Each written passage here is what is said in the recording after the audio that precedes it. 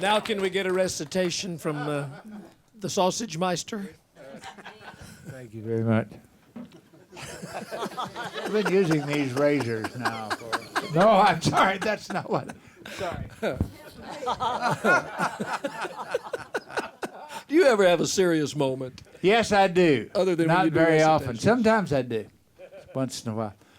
Okay, we'll do one. The boys in the control room says, "Well, if you got to do something." Well, that wasn't it. No, it's a funny thing, but here of late, in the past few years, people, when I'm interviewed, will start to talk to me about success or wealth. And to me, those things have always been a state of mind. My granddaddy was the wealthiest, the most successful man I ever knew. And I doubt if he ever made $10,000 in his life in a year. But his rows were straighter and his fences were tighter. And his house was whiter and his barn was redder, and he raised 9 kids. Got them through school. And he had a wonderful relationship with the man upstairs.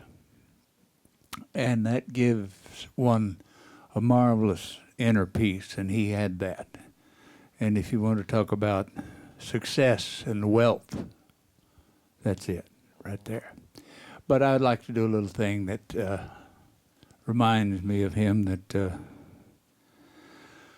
oh goodness, Jim and I put this thing together more years ago than I'd care to remember. Can you do just a little sweet hour of prayer?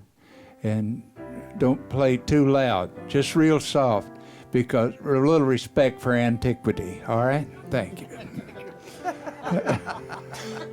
But this is called The Farmer and the Lord, and it reminds me of my Papa Taylor. I was resting one evening by the side of a road, and I saw an old farmer in a field he just hoed, and his face was all brown and wrinkled by the sun and the wind. And he was talking to the Lord just like he'd be talking to a friend. "Well, sure," he said with his voice calm, quiet, "them corn tassels need sacking, got no string to tie it, and hadn't it raining so long that the field is mighty dusty, and, well, it's been so unbearable hot that the kids is even getting fussy, and that grass down in the pasture, if we could just should be knee high, and if we could just have a little shower, Lord, might keep the cow from going dry."